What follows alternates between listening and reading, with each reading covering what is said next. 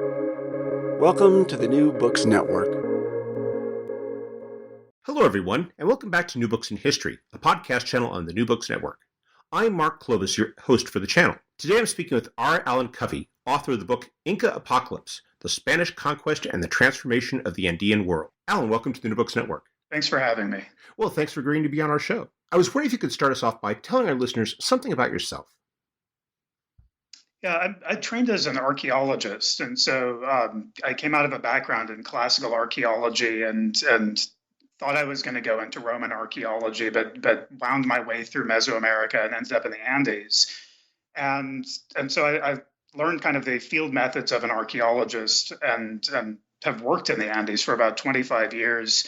But as I've done the field archaeology studying the Incas, I found myself getting into our archives because there are a lot of documents that talk about Inca times. And the more I worked in those archives, the more I realized I needed to understand the colonial side of the Inca world.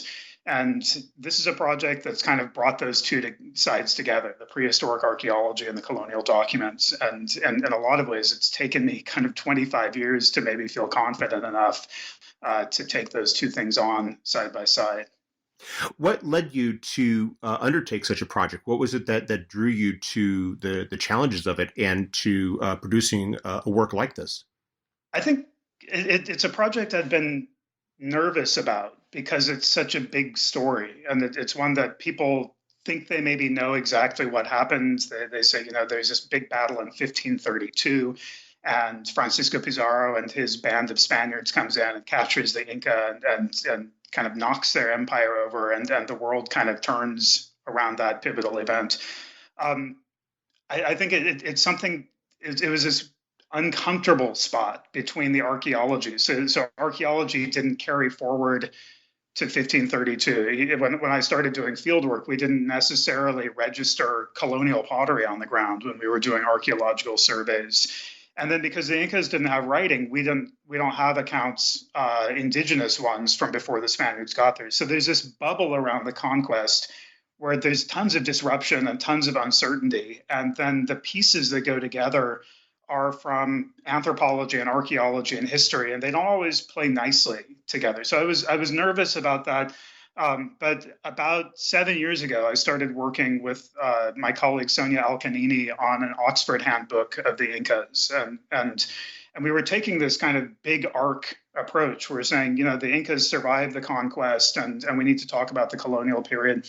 And at that time, our editor, Stefan Branca at Oxford University Press, said, "Hey, has there been a scholarly treatment of the conquest lately?" And we got to talking, and I thought that it might be a good time for me to do it. And so I threw myself into the project after that. One of the things I found so fascinating when I read your book was how you present both the Inca and the Spaniards as being alike in so many ways. You don't begin with the conquest. You rather begin by talking about their sense of selves, their identity, their apocalyptic thinking. And you draw from that so many fascinating similarities and comparisons. What did that process reveal to you, and how does it inform our understanding of what takes place in the 16th century? Yeah, I mean, I think that's a central question of the book is, and the word apocalypse kind of grew in significance as the project moved forward. That at the time I was sort of thinking of it as, here's this rupture of the Andean world, and it had to feel like the end of the world for Andean people. And there's a good literature on kind of how the Incas and other people in the Andes thought of these cycles of creation and destruction and how people place themselves, human activities like agriculture, into those cycles, or how the human life cycle replicated some of those things.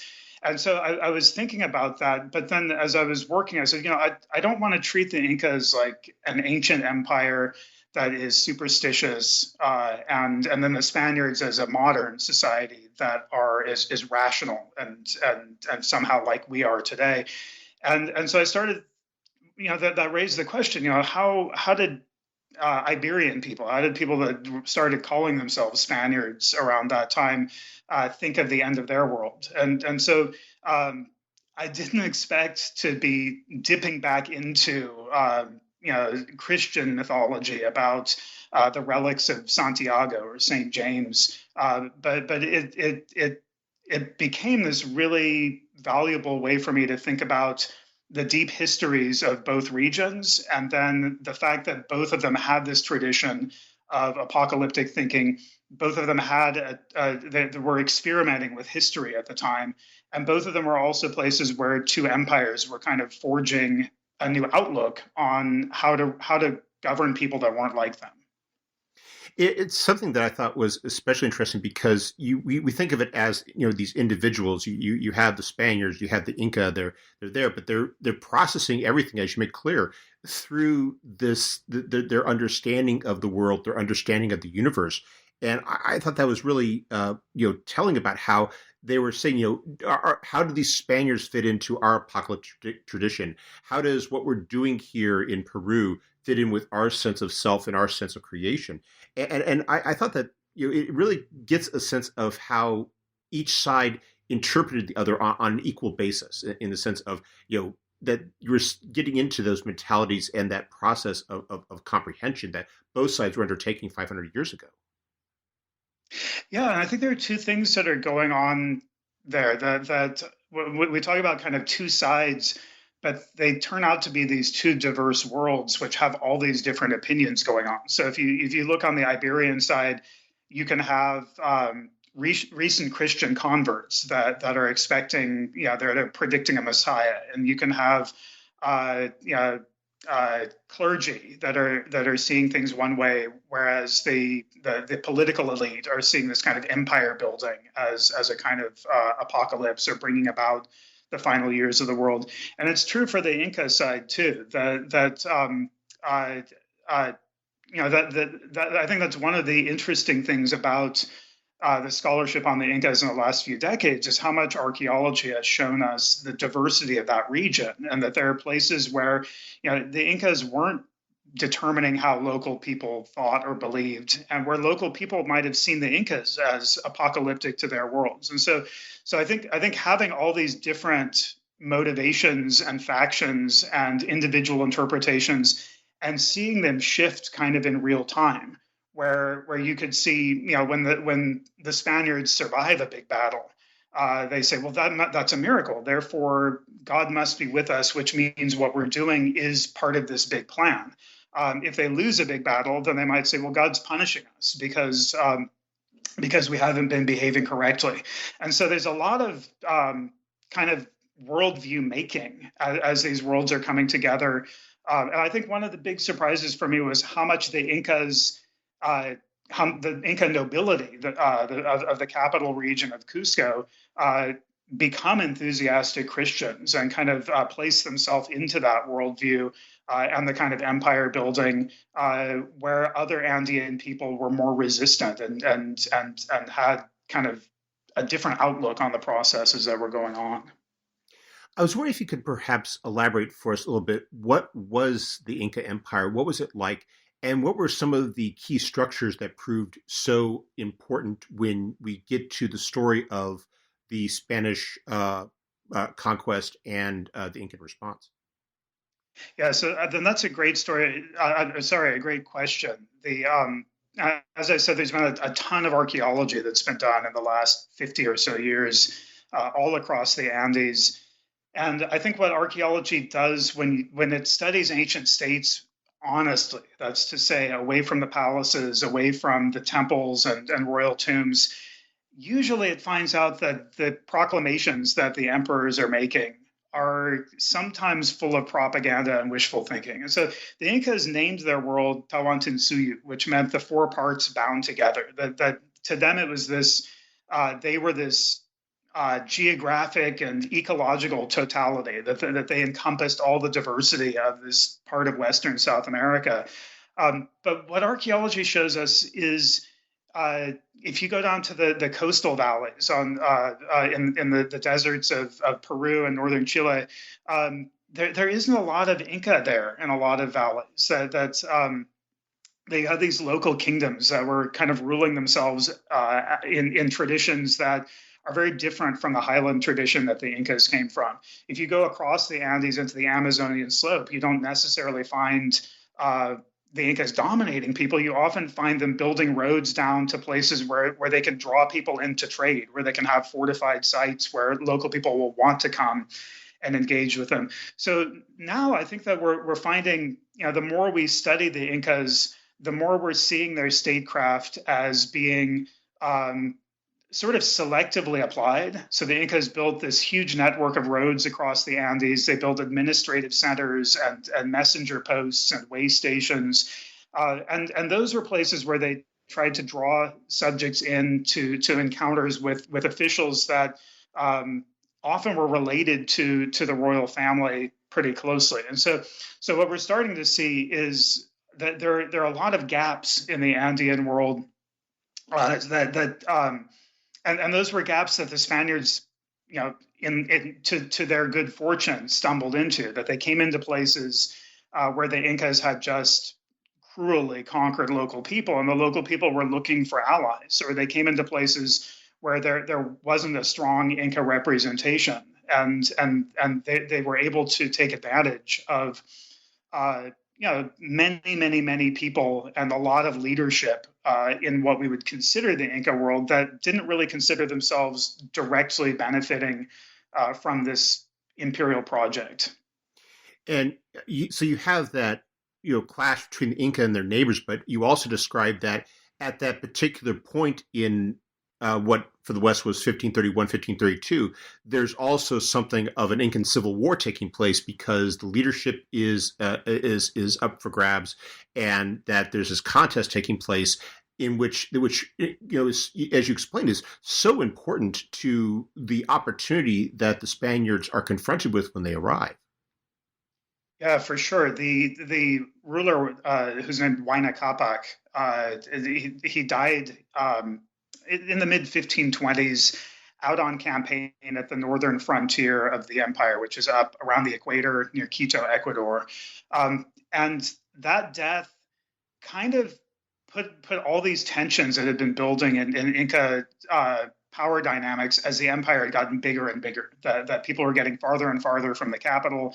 The time that it took to travel, the time that it took for information to travel, all these things were becoming more difficult to hold together. And so his death kind of precipitated this division of male Inca power between his son Atahualpa, who is a warlord who had all these frontier veterans from Ecuador, and his other son, Huascar, who had the sort of ceremonial leadership in the capital far to the south in Cusco, who had the support of a lot of the Inca noble factions that lived there. And so you had these kind of two faces of male Inca power that went to war on each other instead of using their power to sustain and make grander or extend the empire. And there's also a gender dimension to it. I would say that war bypassed a lot of the female power networks that had helped to sustain this empire, that women were major leaders in maintaining good connections to the royal dead and to supernatural figures and carrying out sacrificial activities. So that's something that the Spaniards came onto a landscape that was already apocalyptic in some ways to the Incas, that they had suffered this epidemic, probably European diseases that were moving in ahead of the Spaniards, and they had seen this bloody civil war, and it was totally uncertain to a lot of people whether the empire was going to reconstitute itself, whether its capital was going to remain in Cusco, who was going to be in charge, and then what was going to happen to everyone else. And so the Spaniards wandered into this incredibly uncertain moment, and they were able to take advantage of a lot of folks kind of retooling their strategies and trying to come up with, here's the new world that we want to build here.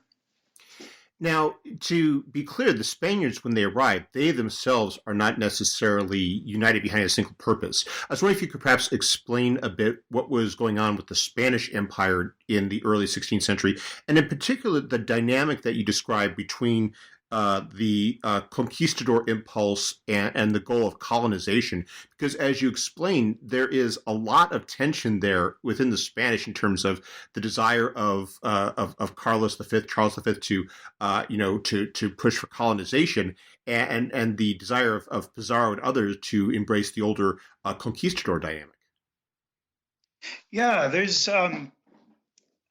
think that I think Spain kind of stumbles into an empire without necessarily having a model for how to govern people that don't have the kind of city governments that you would have found in the Iberian Peninsula at that time. And so it starts on the coast of Africa with the Canary Islands, and then it moves into the Caribbean. But I would say an analogy I would use maybe is it would be kind of the hunter versus the shepherd. That the conquistador is out there trying to get the immediate score and take whatever happens and shed blood if necessary, and grab that stuff from far from home and take that back with them. The shepherd is there, literally trying to fleece the flock, maybe keeping them alive, raising up generations. So the colonist for the Spanish side is motivated by different kinds of profit. So from plantations, so we know the familiar ones from the Caribbean, like sugar cane, and a lot of other kinds of crops that didn't grow in Spain at that time. And so this is something where Charles V was eager to have conquistadors go out and explore areas and give them to him. That was the medieval model of finding something and presenting it to a sovereign, and then having that sovereign figure out how to govern it. But then he wanted his colonists to come in to set up towns and to set up this kind of a revenue system where he would be getting a cut from the mines, and he would be getting a cut from the merchandise that's moving back and forth. And the problem there is that a lot of times the waves of Spaniards that went west into the Americas got to a place like Hispaniola, this big island in the Caribbean, and they found that the best opportunities had already been eaten up, that the best lands were taken, native populations had often already either been enslaved or put into these kind of labor arrangements for the people that had come before. And so you had these new groups of Spaniards that head out into more, farther into the unknown, sometimes as slave raiders, sometimes as explorers, but trying to get quick profits rather than kind of the slow exploitative profit of the colonists. And I think that was one of the biggest surprises for me with this book, is that Charles V made it really clear that he was sending Francisco Pizarro to be a colonist. He wanted him founding towns. He wanted him to be paid out of revenues that were going to be delivered to royal officials and make their way back to Spain. And Pizarro really flipped the script and went back to being a conquistador, which is what he had been in northern South America, in Panama, in Nicaragua before that. That's one of the things I thought was really interesting, was how it was not just Pizarro, but so many of the other ones. I was thinking about when later in the book you describe how word is getting back to Panama about the discovery of the Inca and the first words of all the great treasure that you're doing. And you had all these people that were giving up their encomiendas and sailing down because they wanted to cash in quick. It was like they weren't down for this long-term profit stuff. They wanted to get rich quick and make a fortune that way. And as you explained, that wasn't really a sustainable model even early on in the Incan conquest. Yeah, I mean, it's like a flash mob with the wrong kind of social media. Like the word gets out that there's this thing happening, but by the time most people show up, it's already over, and they're really unwelcome. So when Pizarro, he captures Atahualpa, this Inca prince, and he's going to hold him for ransom, and he sends some of the treasure to his friends back in Nicaragua because he's thinking, I need more guys to help me hold this area and represent my interests. But by the time they get there, the treasure has been divided up, and there are already too many guys that want a cut of what comes next. And that's a really big dynamic in the early years, is the wave after wave of Spaniards that are coming in thinking that there's going to be more disruption and they're going to get rich quick. Another thing that for me was really revelatory was discovering how long this process, this expedition had been gestating. I was wondering if you could explain a bit about who Pizarro was and the process by which it launches this expedition in the early 1530s, ostensibly to colonize this region and to establish that Spanish presence in that part of South America. Sure. I think that's one of maybe the biggest misconceptions of the way we've traditionally told the story. And we tend to kind of tell the age of exploration story as kind of a date, a place, and an explorer. And so we say, 1532, Francisco Pizarro, Inca Empire. And the reality is that the story goes back, about 8 years prior to that time. And then it goes back to Panama, where as soon as they get over to the Pacific side, there's Spaniards that are building boats and trying to learn the currents and the winds and trying to explore up and down the coast. And they know that the local people of Panama and Colombia have gold. There's an explorer that kind of makes his way a little farther south than the others from Panama. It would be the coast of northern Colombia. And he hears about a ruler named Biru or something like that. And he comes back and he says, there's this rich guy. In fact, that's a story that Native people told Europeans all across the Americas once they knew that they were coming for gold. Is they say, hey, we don't have any gold, but if you march over to where our enemies live, they have lots of gold, and we'd be happy to carry your stuff to the edge of our territory and point the way out to you. And so he came back with this story, and this man named Pascual de Andagoya, and he couldn't make the trip himself. But Pizarro and his partner, Diego de Almagro, and a third partner got permission from the governor to sail south. And it was a disaster. They didn't know the currents. They didn't know the winds. They weren't provisioned well enough because there weren't enough boats or enough men or enough supplies to really send any sort of fighting force. They were defeated pretty much in every village they landed. They had to kind of sneak in and steal food. And they lost about 3/4 of their men. And it got so bad that when they would send back for supplies, there was one ship where the men that were kind of stranded on the beach waiting for food, they sneaked notes back to the governor in Panama. They're like, please get us out of our contract with this guy. He's horrible. But in this process, Pizarro and his navigator made this kind of desperate venture into the south. And they came out of this kind of tropical landscape and into this world of, pyramid-filled cities with coastal roads and special fishing and farming economies and merchants and lots of precious metal. And so they knew that this was something different. So Pizarro went back, and he knew that he needed to get royal permission to do something really big there. And so he actually sailed back to Spain and went to court, and he said, hey, I found this civilized world, and the local people are friendly. And Charles V actually wrote to his counselors. He said, this is such a civilized place that we only need to send 250 Spaniards, that they're going to set up colonies. We don't even need to do any fighting. And so Pizarro made a contract in 1529 that said, you're going to sail with X number of Spaniards from Spain. You're going to go by this route. You're going to be there by such and such a time. And when you get there, you're going to found 4 towns along this stretch of the coast. And you're going to set these people up as municipal officers. You're going to appoint these people as priests. You're going to do these things with the revenues that are coming out of mining and out of agriculture.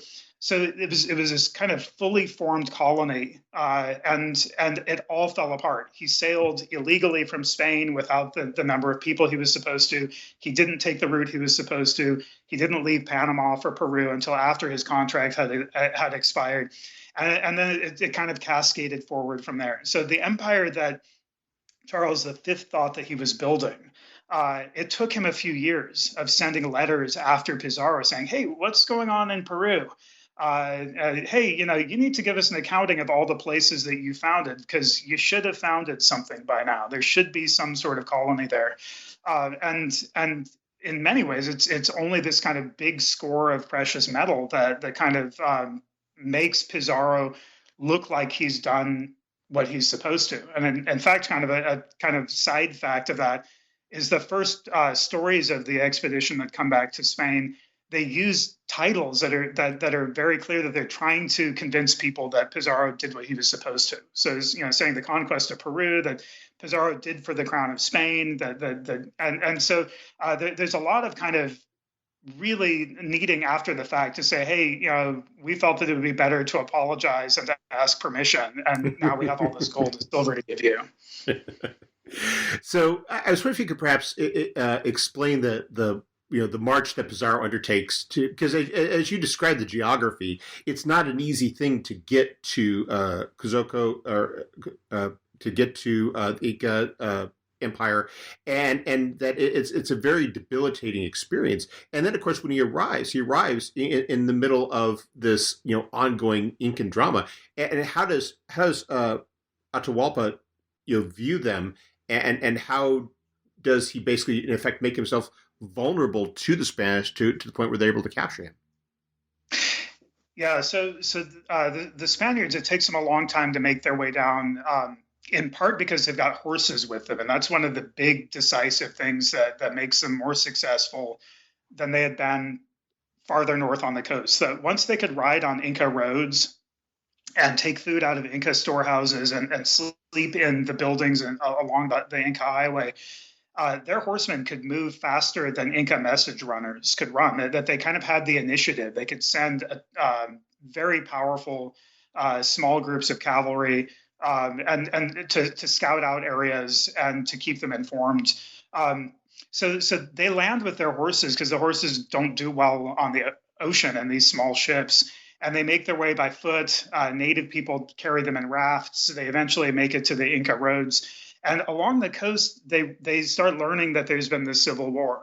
And in fact, the city of Tumbes that they were supposed to colonize first, they find kind of as a smoking ruin. And then the local people have fled, that they don't want to have anything to do with the Spaniards, who have just been spending some time with their mortal enemies. And so the Spaniards come in, and they're kind of trying to figure out, what do we do on the coast? And then they learn more and more from the coastal lords about this civil war, and they hear that there's this these two brothers have been fighting.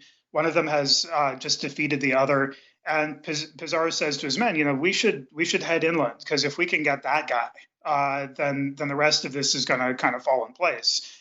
And so the people on the coast actually, some of them go to fight with the Spaniards. Some of them come as porters. Some of them serve as spies. They give them supplies along the way. So there's a ton of native support, because Atahualpa had just gone through that area to punish people that hadn't supported him in the Civil War. And so you have this kind of shell-shocked, burned-out region, and Pizarro comes in, and he's doing his share of burning people and doing kind of shock and awe. But is that I think the local people figure if we can send them against Atahualpa, one of these sides is going to end up dead. And so for Atahualpa's part, it really depends on the version of the story that you read, but he seems to have a lot of anxiety. He's this warlord, but he's not really the Inca. He's been trying to do some ceremonial things that will make him seem Inca, but a lot of them backfire. Like he goes and consults his oracle, and I think he's hoping the oracle is going to say, yeah, you're going to be a great Inca. And instead the oracle says, you shouldn't kill so many people. And so he takes an axe and chops up the stone that supposedly is where the oracle speaks from, and he kills the man who speaks for it. And so he has this kind of violent inferiority complex in some ways. And so he's won a war, but it's not clear that he's going to what kind of empire he can kind of get people to recognize him as the ruler of. And so when the Spaniards come in, they seem like both an opportunity and a potential threat. So there aren't a lot of them. And some of Atahualpa's counselors they say there aren't that many. You can just have them sleep in one giant building at one of your way stations and set the thing on fire and kill them all. But then there's also an opportunity that they're pretty bloodthirsty, good fighters, and he's got a lot of enemies. And so there's a lot of messages that go back and forth between Pizarro and Atahualpa. And one of the curious things to me doing the reading of this was through the different lenses of what each side thought was going on. So Atahualpa sent food and drink to Francisco Pizarro, and sent gold cups and things like that. For Pizarro, it's gifts and maybe tributes to the Incas. If you drink out of the Inca's cup and drink the Inca's beer, you're saying that you are their subject. And so there are things that are going on. And then for the Spanish side, the Spaniards are saying, hey, we want Atahualpa to know. We consider that it was okay for him to fight against his brother, even though he was Inca. We love him and we want to be we want to fight for him. And what they're trying to kind of express as subjects of Charles V is saying, as his subjects, if you become a vassal of Spain, we'll fight for you. What a lot of that sounded like to Atahualpa was, we're coming to surrender to you. We're going to drink your beer. We're going to go out and fight your fights. And so when the two sides came together in this Inca city of Cajamarca in the northern highlands of Peru, this is November 17th, 1532, Atahualpa was coming in. I think he thought that he was going to receive if not surrender, just the loyalty of kind of these new strange fighters. The Spaniards, for their part, had an ambush set up. They were preparing to grab him from the day, at least that day, as they saw the Incas coming. That they had their armor on, their horses were saddled up inside the Inca buildings, and so the encounter. A lot of people call it the Battle of Cajamarca, but the Incas, they had never really fought in the plaza of one of those cities before. That they I think firmly believed they were coming to show the magnificent spectacle of the emperor that wanted to be, and the Spaniards grabbed him as soon as he came into the plaza. So they now have the Inca, and to be clear, we use that word for the empire, but it also refers to the position of the ruler of the people. But so they have the Inca, and they then begin to demand, they begin to extort payments. What are they getting, and how is this fitting in with what's going on within the Incan Empire itself? Yeah, so I think there are two sides to a lot of quick thinking in this moment. On the Spanish side, there's already a precedent for grabbing rulers on the battlefield and holding them for ransom. That was a medieval idea, but even more recently, Cortez had done that with Montezuma in Mexico. Spanish troops had grabbed the King of France on the battlefield. They had grabbed the Pope just within recent years to get better treaties, to get payments of ransom.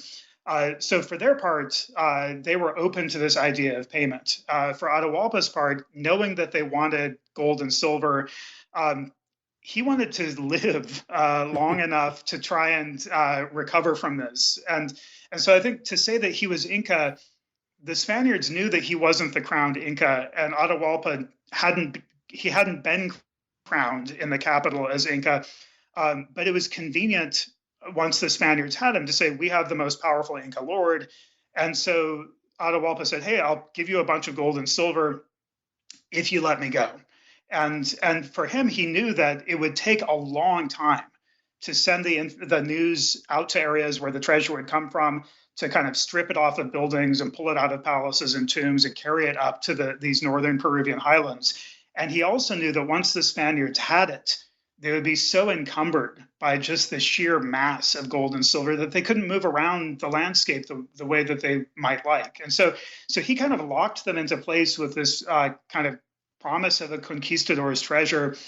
And then he did something really smart, which was he told them to go and plunder all these people that were his enemies. So he sent them basically to do damage to the factions that hadn't supported them. And at the same time, he got them to allow him to kind of reconstitute his court in the palace at Cajamarca, to bring in powerful women, to bring in the kind of gold and silver serving vessels, to receive messengers, and to have his advisors there. And so he got to seem to be Inca while trying to figure out what the next step in his story would be. But the Spaniards also were considering how they could get by without him and what they would do. And so in the months that followed, there's a lot of strategy making that results basically with Atahualpa executed in Cajamarca and the Spaniards riding with another Inca toward the Inca capital of Cusco with the intention of settling a Spanish town there. What you describe in the page that follow, I thought was really interesting because it's so unlike the what we might have perceived as the narrative of Pizarro having conquered it. Rather, you have these Spaniards who still number barely in the hundreds, who are basically there on Incan sufferance. There's this understanding, you make it clear that yes, they have firearms, but their powder and their shot is limited, and there's an awareness that once that happens, that's gone, there's no opportunity to replenish it. That their horses, formidable as they are finite in number, and as you described, the Inca are perfectly capable of ambushing these cavalry and just dislodging it before they are. So it really is a very tenuous situation where it was a fascinating conception of it of the Spanish is simply one set of players in this very unsettled environment in the area which the Spaniards are only gradually asserting a presence and a control. Yeah, and I think that's an interesting part of this story is that one of the reasons a lot of these Spaniards survive, a lot of them don't, but one reason a lot of them survive is that Inca women find it maybe it's a duty, maybe it's an opportunity for their families to make alliances with leading Spaniards. So you have Inca princesses that by the time the Spaniards are marching to Cusco with their Inca allies, they're Inca princesses that are pregnant with some of the first mestizo children that are going to be born in the Andes. And those women convert to Christianity really early. They supply the Spaniards with information. They help to convince their male relatives to fight for the Spaniards. And they get written out of the story. That I think that's one of the things I've tried to do with this book is to restore how important these women were for keeping a completely united Inca Andean world from coming down on the Spaniards all at once, which would have easily destroyed them. And so that's something that. But it's touch and go. When the Spaniards have an Inca alliance, they turn on each other, and the only thing that brings the Spaniards back into alliance is when the Incas are threatening them, and it kind of goes back and forth. That there's a lot of fighting. And I mean, hundreds and hundreds of Spaniards are dying in wars with indigenous people, and then wars with other Spaniards all the way up into the 1550s, for 20 years after Pizarro gets there. That was one of the points that really stuck with me, was reading about that last battle that takes place in the early 1550s with Gonzalo Pizarro, Francisco's last surviving brother, and how you have him and this group of conquistadors. And he really has gone off the reservation. He has assumed a lot of the trappings of an indigenous of sort of a transplanted king. And you describe how this battle in which he's defeated, you have literally Incans fighting on behalf of the Spanish king, defeating a group of Spanish conquistadors who are in effect fighting for themselves. It's almost like a reversal of positions from, say, 20 years previously. I think it's a really important theme of the Incas and a lot of Andean nobles saying, hey, Spain is going to preserve our noble status. I think that's a really important point, is that there's so many Andean nobles that could carry the title of Don or Doña once they converted to Christianity, which meant that they socially outranked most of the Spaniards that were in the Andes, because those people were non-noble. And so seeing that their privileges, their lands, their access to labor was better protected by supporting the crown, you see the Incas as early allies, and something kind of, if you were to trace this forward to Peruvian independence from Spain in the 1800s, when the last Spanish viceroy is defeated in Lima, he flees to Cusco, which is this ancient Inca city, and the descendants of the Inca emperors welcome him, and they want to have a ceremony where they dress up as their ancestors because they say, we're still good Spanish subjects. I think that's something that another really important theme for this book too is how much the native side wasn't just native against European. It's different indigenous self-interests playing out.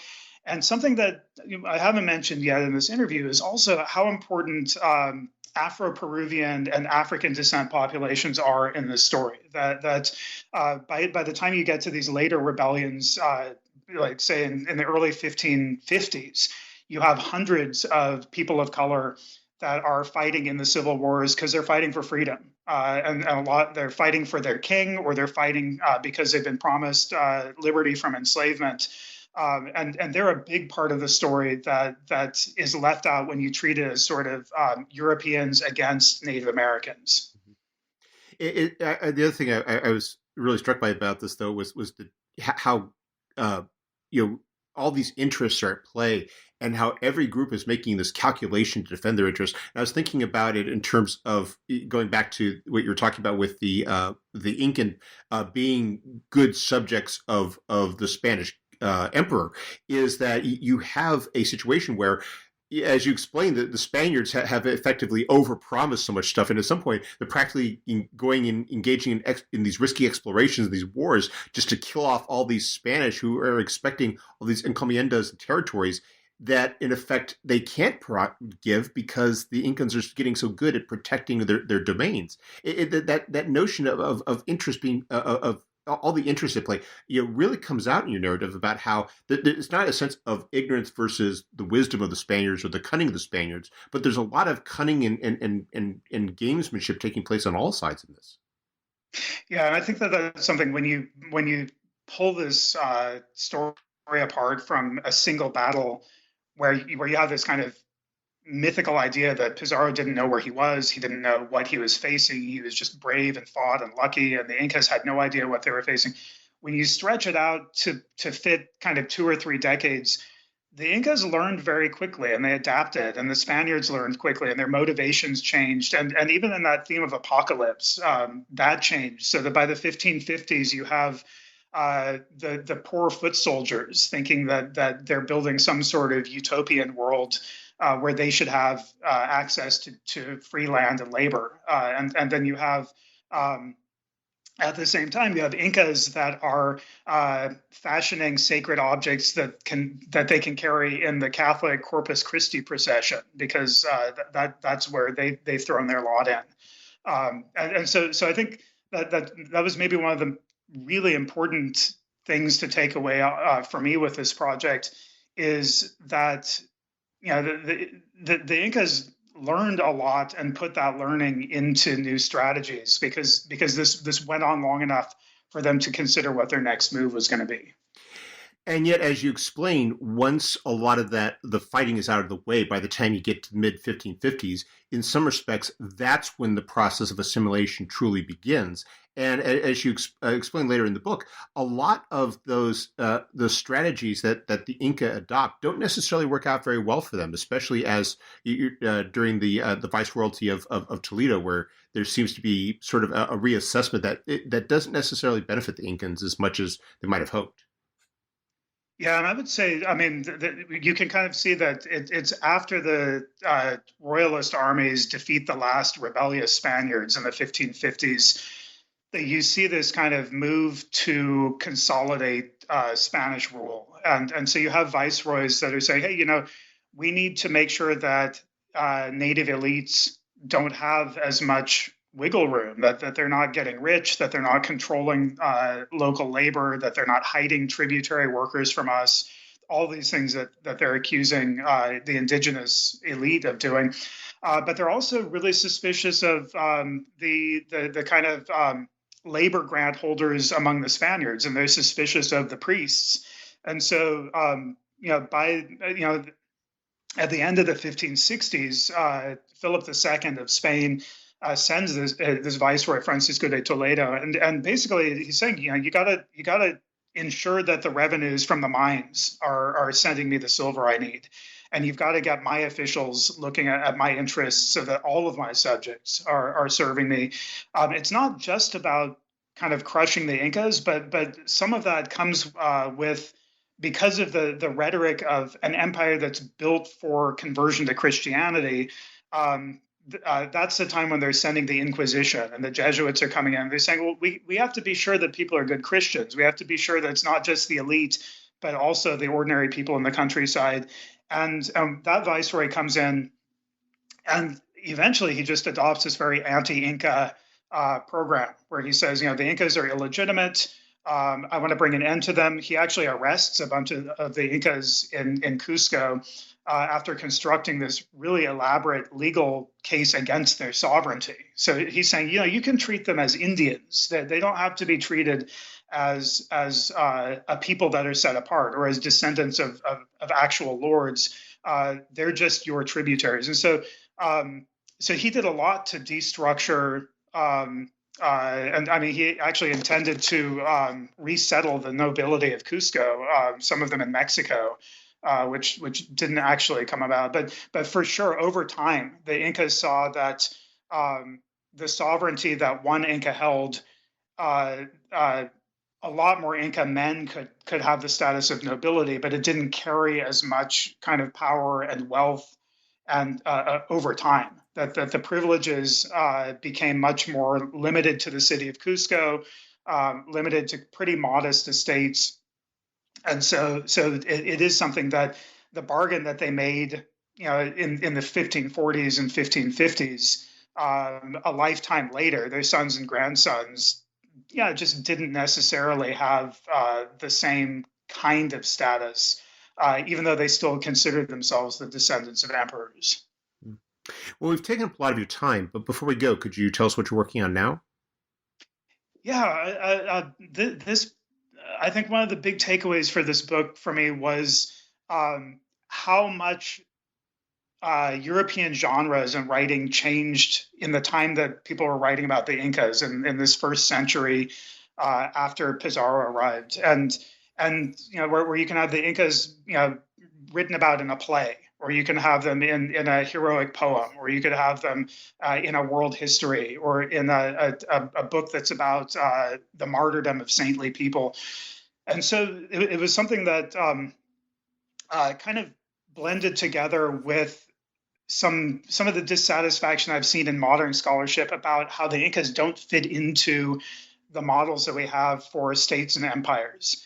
And so I'm working on a book that's called The Inca Exception, and it kind of takes this this place of saying the Incas are kind of put over into anthropology, and a lot of the ideas that we have about how states work, what government looks like, that it's bureaucratic and territorial and doesn't involve kind of kinship.